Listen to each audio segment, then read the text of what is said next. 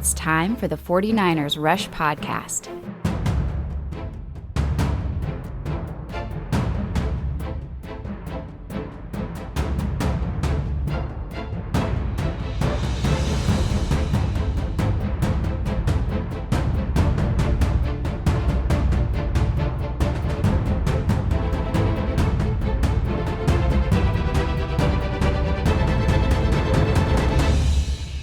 And here's your host, John Chapman.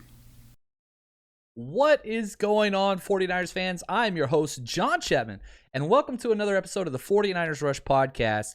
And we've got a fun one today. I love doing stuff like this. Now, I do have to tell you, shout out to the Countdown crew. This is not a live episode. Currently, I am in Texas.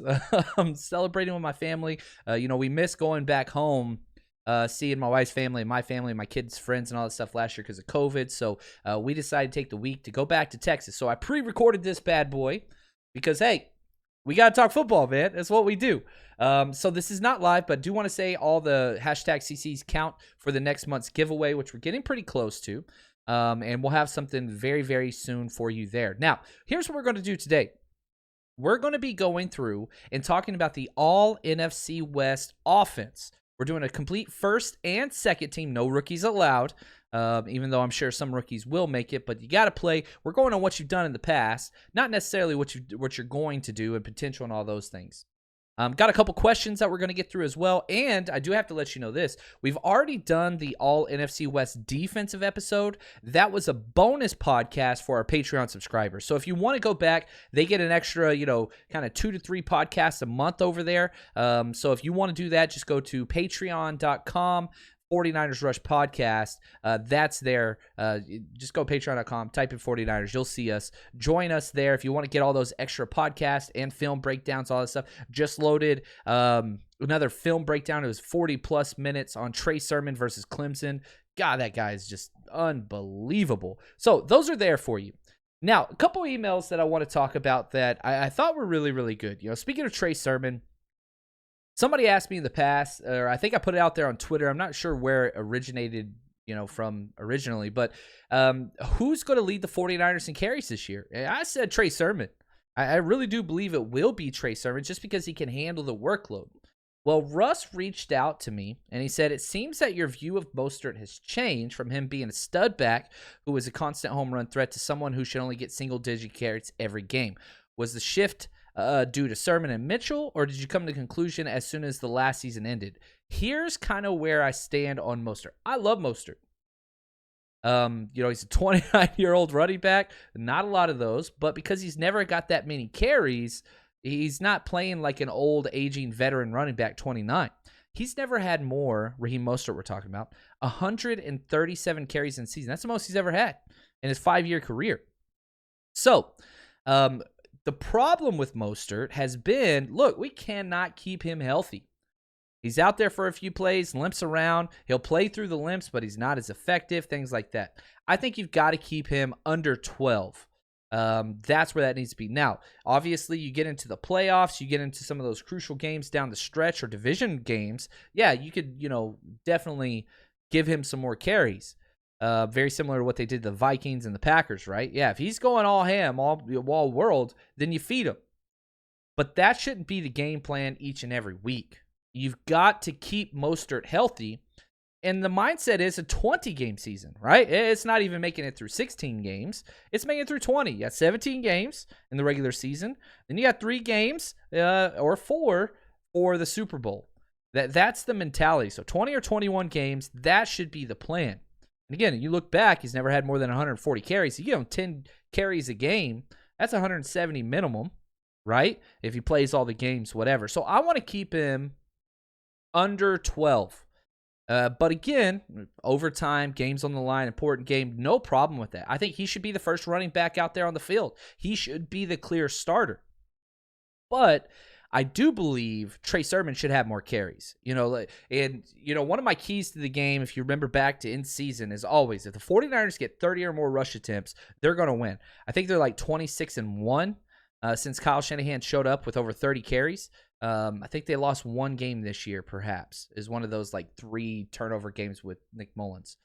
But so that's the idea. So let's just say This is the way I would want it scripted out. Now, the script usually goes out the window for Kyle Shanahan pretty early in the second quarter and the fourth quarter. But the first and third quarters usually are on script, and that's why they're so good. But if I'm dividing up 30 carries for the 49ers moving forward, my plan would be, okay, Mostert's going to get 10. Trey Sermon's going to get 12. Now, Kyle Shanahan always is really big on this kind of two-horse race. Tevin Coleman, Devontae Freeman. It's what he's done almost everywhere he's been, unless he's got that bell cow kind of guy like Alfred Morris that can just take all the carries in the world because he's such a big guy, which I think Trey Sermon kind of fits into.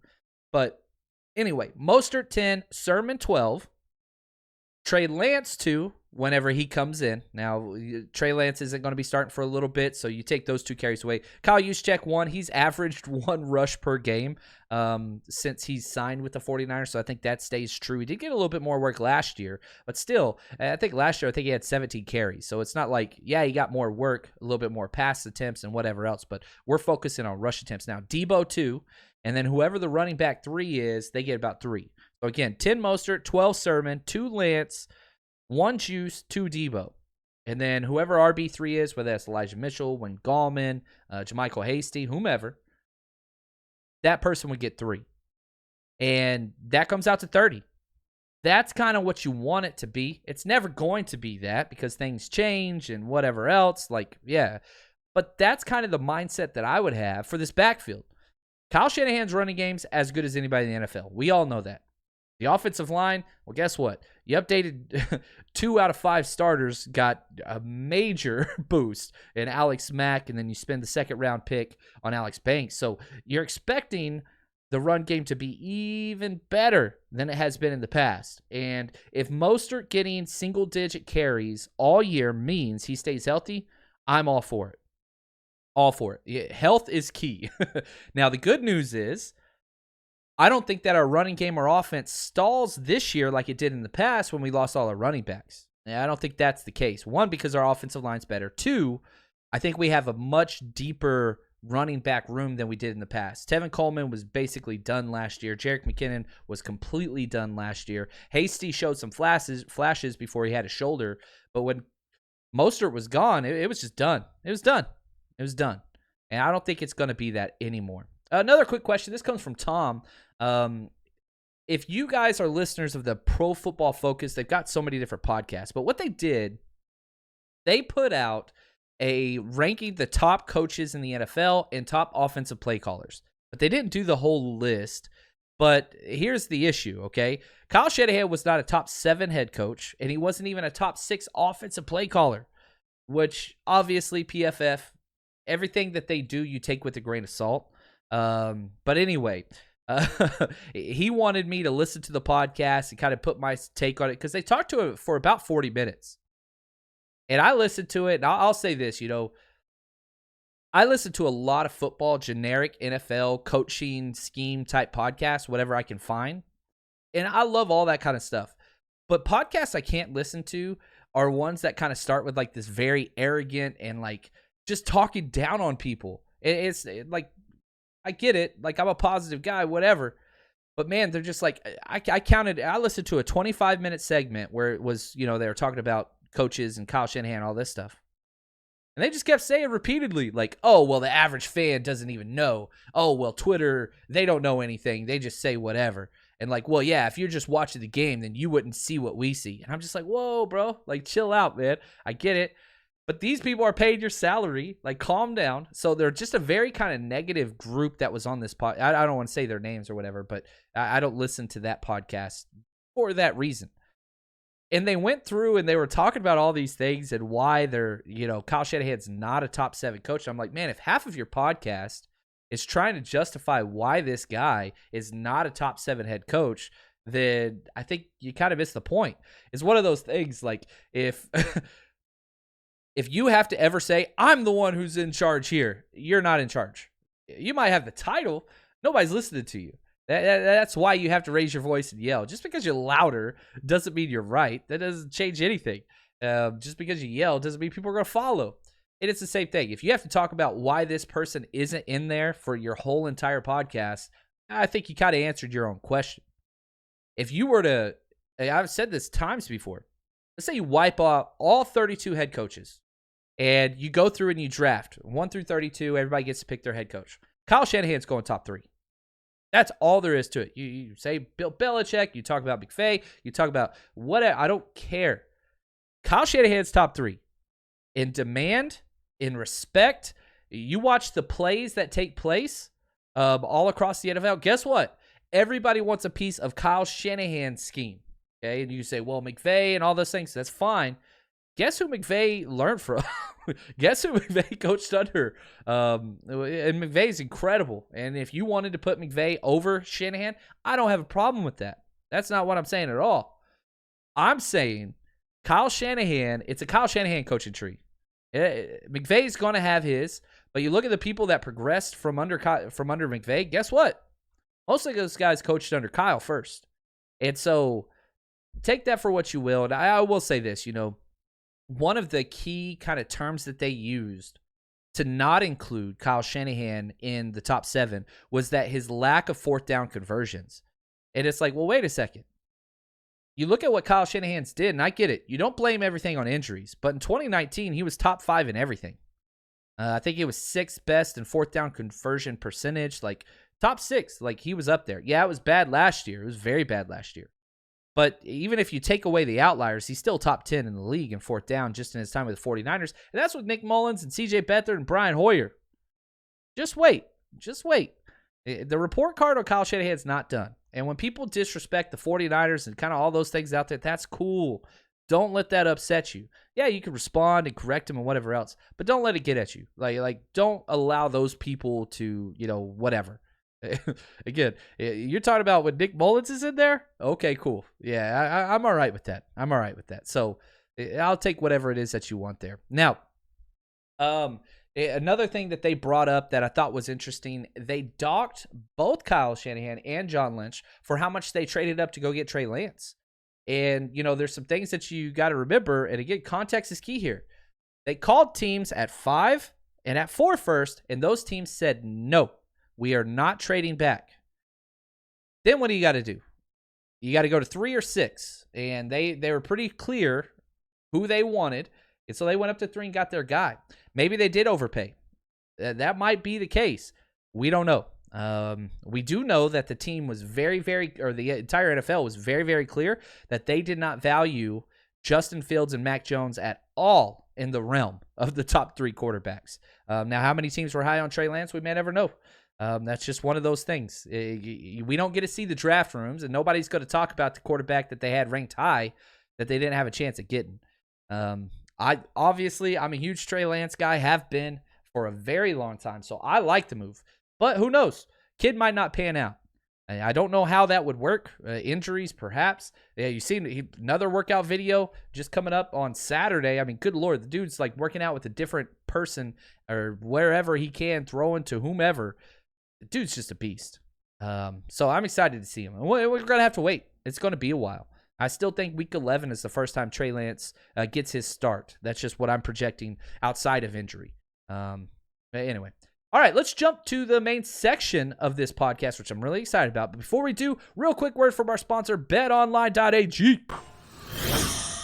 So excited to announce our new sponsor. This is a big one, betonline.ag.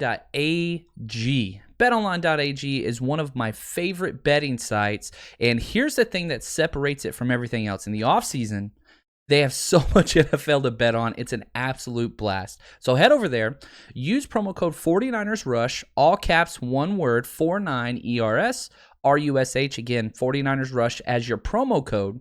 And what that's going to get you is they're going to match 50% of your first deposit up to $1,000. Now, rollovers apply on the bonus money. If you're not sure how that works, you can check that out on the site. But you can open an account for as little as $25. Again, please use our promo code, helps the podcast. But you could bet on NFL futures, over win totals for each team. They have the 49ers set at 10 wins currently, by the way. So if you're one of the people that thinks the 49ers are going to get 11 or more wins, Go over there and make that bet. There's no reason not to. Coach of the year, rookie of the year, MVP, who makes the playoffs and who doesn't, as well as some of the game of the year spreads. So, for example, if you want to bet the 49ers versus Tennessee Titans, that's up on there right now with the spread and all those things. There's so much to bet there. So, we're going to be doing some betting specials here. By the way, I'm taking the over on 49ers getting 10 or more wins. I think they're definitely going to get to 11 wins. So head over there, support the podcast, bet with us, make some money. We did really, really well last year. Again, that's betonline.ag, and make sure you use promo code 49ersRush, all capital, one word, to help support the podcast.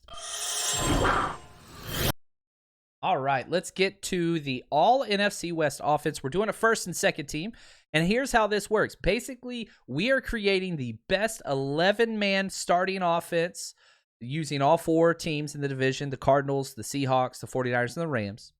And we're going to do that for a first and second team. Now, a little bit of a qualifier, and I know I'm going to get upset. I didn't include fullback, and I want to. I know the all-AP team, they do they put a fullback in there and an extra whatever. No other team in this division uses a fullback. Nick Bellore, who used to be with the 49ers and Seahawks, he had 4 offensive snaps. So anyway, this is a juiceless all NFC West offense, and I get it. He's an all-pro for the NFL. He's the best fullback, period. So if you want to add him in there to tweak these numbers a little bit, that's fine. So we're going to go through first and second team, each position on the offense. Remember, we already did this for the Patreon bonus show. But then we're going to total them up and see which teams had the most first-teamers, second-teamers total. Then we're going to total up the offense and defense and give us it really helped me see this division so much clearer after ending this exercise. It took me a while, and I argued with myself a lot going through these.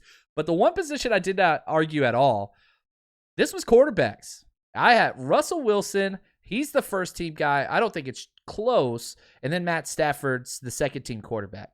If we were going to continue these rankings, it'd go 3, Kyler Murray, 4, Jimmy Garoppolo. Again, no rookies will be in this ranking. Eventually, Trey Lance will be on this list. But for now, I don't think so.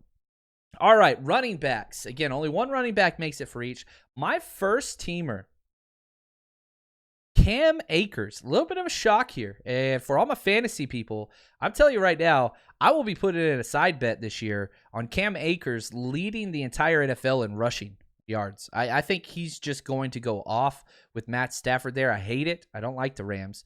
But I have Cam Akers as the clear number 1 here. Now, the number 2 spot was a little difficult. The 2 guys that I was arguing with back and forth were Chris Carson and Raheem Mostert. Now, I'm not the biggest Chris Carson guy, and I dove into a whole bunch of stats okay, how do Carson's done it more consistently. There's no doubt about that. He has fumbling issues. Mostert's had injury issues, but here was the thing that was the deciding factor. Raheem Mostert has averaged over 5 yards per carry every single year he's been in the NFL. Chris Carson, how many times has he averaged over 5 yards per carry? Goose egg. 0. He's never averaged over 5 yards per carry for a season in his entire career.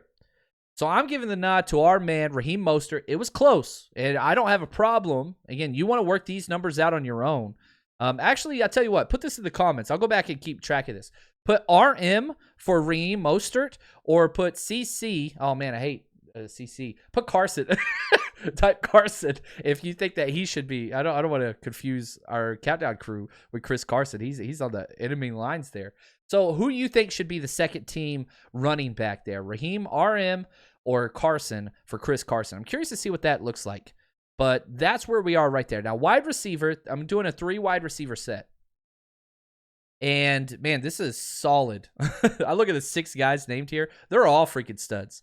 And, man, if you want to keep going, you can come up with a couple other names. First team, I don't think there's any doubt. DeAndre Hopkins is by far one of the best wide receivers, if not the best wide receiver in the NFL. He gets the nod there, and the very first Cardinal to make it onto our all offensive team. Second up, I got DK Metcalf. That dude has just been lights out. We'll see what he looks like again this year, but he has just been killing it. And the third spot, that was a tough one because I've got like 4 guys in the exact same tier here, but I went Tyler Lockett. I like Ayuk better. I'd prefer to have him, but Lockett has put up back-to-back 1,000-yard seasons, and he only missed, I think he had 996 yards the season before that. So that's 3 straight years of elite production. Doesn't miss any games. Is 16-game starter, 16-game starter. I know it's easy whenever Russell Wilson's your quarterback, but my first team wide receivers, DeAndre Hopkins, DK Metcalf, Tyler Lockett. That's what I have there. Now, the second team, man, again, you could mix these guys around, but again, we're going off of past production. Brandon Ayuk is my first guy there. I have Brandon Ayuk super freaking high. I think that he is a top 15 wide receiver already, and who knows what it's going to look like whenever we get a quarterback that can throw the deep ball, because I think that's a part of his game that has yet to be unlocked. But it's special because he gets so much separation on the deep ball. Cooper Kupp and Robert Woods, they're going to round out that second team. So you got one 49er and 2 Rams players there. Cooper Kupp and Robert Woods they just work so well in that offense. They are perfect scheme fits, and now they're getting a huge upgrade at quarterback with Matthew Stafford. So we're going to have to see what happens there. And Tutu Atwell, their second-round pick, he's going to be added in that as well. So very dangerous wide receiver core. Tight ends, no question whatsoever. George Kittle, probably the biggest gap in all of this is George Kittle than everybody else. Like, I struggled finding the second team tight end. It came down to 2 guys that were both with the Rams last year, right? You got Tyler Higbee and then Gerald Everett, who's now with Seattle. So that was interesting. I went Higbee. He had more catches, more yards, had more almost everything last year. And, you know, the Rams kind of made their choice. We're going to keep this guy. So I went Tyler Higbee number 2. But again, George Kittle, this was like the most like, yeah, there's nothing to look at there. There's nothing to look at there. What a competition. All right, O-line. Now, for this one, I do want to be clear. I didn't change anybody's position.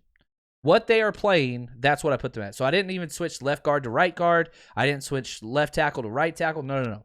What you play, that's what you're fighting for. So it's left tackles versus left tackles, left guards versus left guards, straight up and down. Obviously, left tackle. This one, I think there's 2 elite left tackles in this conference. That's Trent Williams and Dwayne Brown. But Trent Williams, he's the first teamer. Dwayne Brown will be the second team left tackle. Left guard. Not a lot of quality left guard play in this division.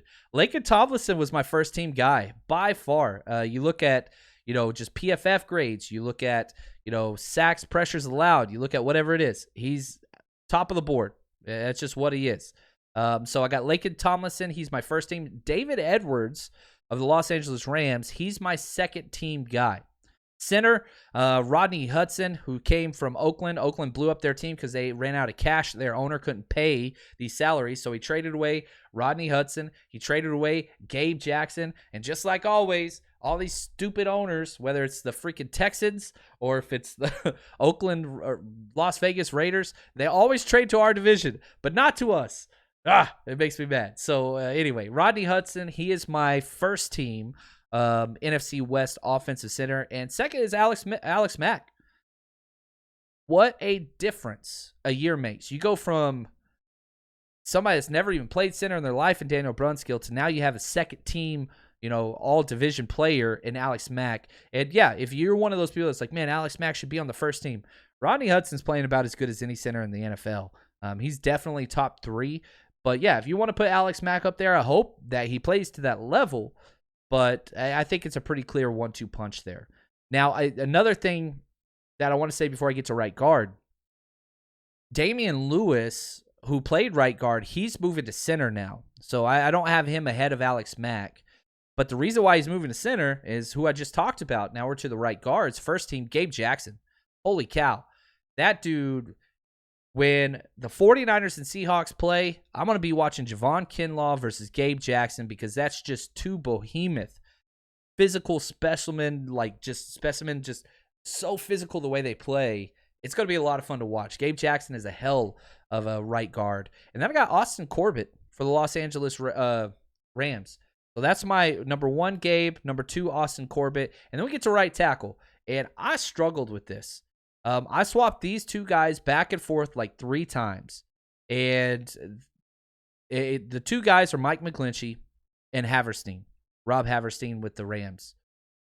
I went McGlinchey as number 1, and here's why. Let's just look at the numbers.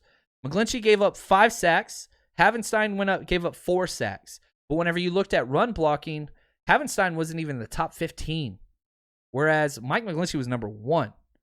So I kept going back and forth, and I don't want to be too much of a homer, so I don't like giving all these tiebreakers to the 49ers. That's not it at all. But if I want to be honest, this is a very poor offensive line class. If you look at our division, it's bad. The 49ers by far have the distinct advantage in offensive line, and I don't even think it's close. Los Angeles Rams got some guys, there's no doubt. The Rams had 3 guys make, the second team. But the 49ers had 3 guys make the first team. You kind of see the difference there. It's a big difference. Now, again, fullback, if you want to put Juice in there, that's cool. I couldn't do it. I wanted to do it, but I couldn't do it. And this kind of told me, let's go through the numbers, just on offense. The Cardinals had 2 first-teamers, 0 second-team players, for a grand total of 2 plus 0 equals 2 for all my smart kids at home. This is who this offense is. You got a couple playmakers, and that's it. That's it. This is not a solid team, the Cardinals. They're not. They don't have the studs. They really, really don't. And their offensive line is abysmal. I will say it. Abysmal. It is that bad. They've got a good center. They've got a good quarterback. They've got a good wide receiver. That's it on offense. That's it. All right, next up, we got the Seattle Seahawks, which is just super top-heavy team. I've talked about this so much. And whenever, again, you can look at a roster and you see like all these people and you're like, oh, man, there's no depth here. Well, guess what? They had 4 first-teamers, were tied for the most. They only had 1 second-teamer, total of 5. So that lets you know kind of where they're at. They got 4 studs and 1 second-teamer. That's it. Now let's go to the 49ers. 49ers had 4 first-teamers, tied for the most, 3 second-teamers, which is 7 total. Now, if you want to add Juice in there, okay, that'd give us 5 and 3 for a grand total of 8. But, again, Cardinals 2, Seahawks 5, 49ers 7 if you don't count Juice, 8 if you do. And then let's get to the Rams. 1 first-team player. 1. That's it. They only had 1. And that's their running back, and that was iffy. But they have 7 second-team players. That Rams offense has so much depth. So much depth. And so, like, it's interesting, man. Like, whenever I first look at the Rams roster, and it's like, man, they have no depth. They got a little bit more than I thought they did. But there are some really weak position groups in this offense. So if you're just looking at total numbers, Cardinals 2, again, just talking offense, Seahawks 5, 49ers 7, Rams 8. But if you're just looking at first-teamers, well, 49ers 4, Seahawks 4, Cardinals 2, Rams 1 on offense. Now, let's total together all these numbers, okay, from our previous episode that we did on Patreon, the bonus show. The defensive totals and the offensive totals combined. So this is out of 22 starters, right? Because there's 11 first-teamers on offense, 11 on defense, 11 second-teamers on offense, 11 on defense. So what's that, 44? I'm super smart. I went to college. All right, last place, total number, Cardinals. They had 4 first-teamers, 4 second-teamers, grand total of 8. All right, Seahawks. They were second to last. I keep telling everybody, it's the worst Seahawks roster. The numbers bear it out. They had 7 first-teamers. They got some elite up there. 3 second-teamers, the fewest by far there for a grand total of 10. Rams, okay, 4 first-teamers, 8 second-teamers, grand total of 12.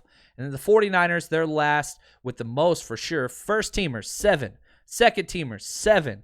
Grand total, 14. This roster is built different. They have the most first-teamers, tied with Seattle. Both have 7 each.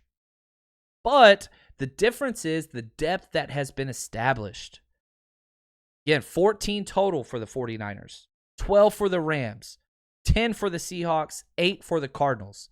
And I think that's the way the pecking order has to go. Now, how much does quarterback make up for the lack of depth that the Seahawks have? Well, that's been the way it's been for Seattle since Russell's been drafted. He wills them to win despite the roster, despite the poor coaching, despite everything. How long is that going to continue? This is not a good Seahawks team.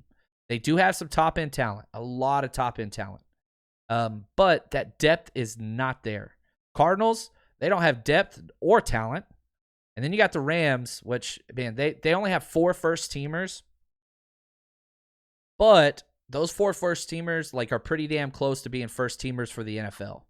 They have the best corner in the NFL, or one of them. They have the best defensive tackle.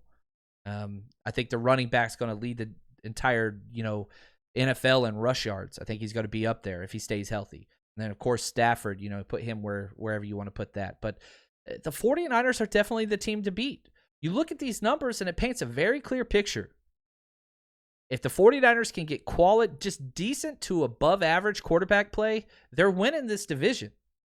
I really do think it comes down to the 49ers and the Rams and the Cardinals and Seahawks. Again, how much can Russell Wilson make up for that? I don't know. I don't see it. I just don't see it. I think they'll come out red hot. But again, if they get some injuries, that team's done. It's over. It's just what it is. And the coaching of the Cardinals is going to keep them out. That's just all that is.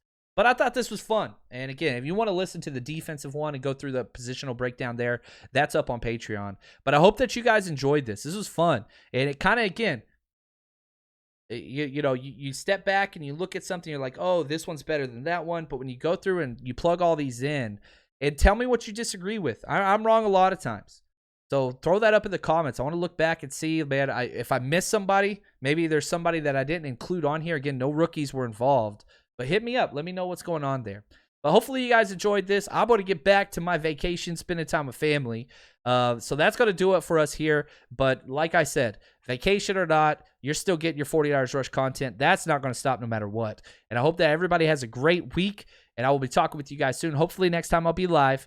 We'll get that going. But as always, stay strong, faithful.